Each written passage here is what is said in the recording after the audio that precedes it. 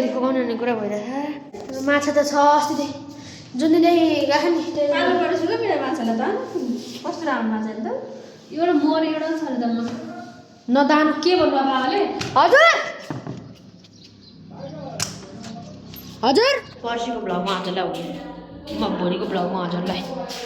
गर्दैछु अब त्यसै त यहाँ कोठा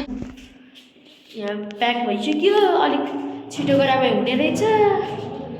बरु यदि कसैलाई आउनु मन छ भने पछि आउँदा नि हुन्छ त्यही भन्दै यता यहाँ तार चलिरहेको हेर्न सक्नुहुन्छ राम्रोमा चाहिँ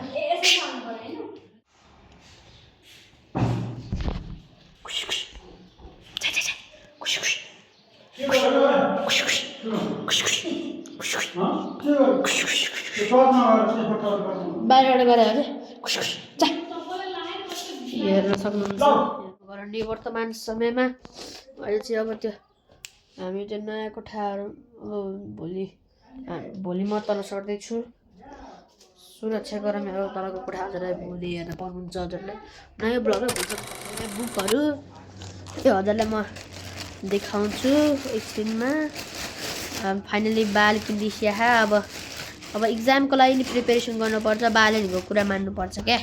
हामीले कहिले नि बया मान्नु दिदी सुरक्षा अलिकति अझ दगाल्नु त दगेल्छु त त्योभन्दा माथि चाहिँ नताने यहाँ अहिले चाहिँ यता उता पछाडितिर अलिकति त्यो नयाँ तारसँगै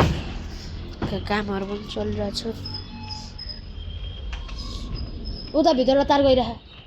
तारभित्र पठाएको एउटा ए यहाँ घर नेटको काम गर्नु परेर त्यहाँ हाम्रो घर र यता हजुरलाई मन परेको छ होला यदि मन परेको छ भने लाइक कमेन्ट सेयर सब्सक्राइब गर्न नबिर्सिनु होला अनि साइडमा रहेको घन्टी बजाउन पनि नबिर्सिनु होला अहिलेको लागि वाट्सएप गाइज हजुर मेरो च्यानलमा स्वागत छ म आएर छु मेरो त्यो खाली भएको रिक्त कोठामा छौँ हामी अहिले अनि यहाँ बज्नी यता छे बज्नीलाई यसो जा भनिरहेको छु बज्नी यता चलिरहेको छ यसो लास्ट टाइम हेर्नु बज्नीलाई अनि म बज्नीको कोठाबाट मम्मीको कोठामा आएको छु यहाँ घर सरसफाइ चलिरहेको छ सुरक्षा उता त्यो टिभीको केबलको नेट सफा गर्दैछ किनभने त्यो तलको नेट अब छुटाउने हुने कुरा भए त्यो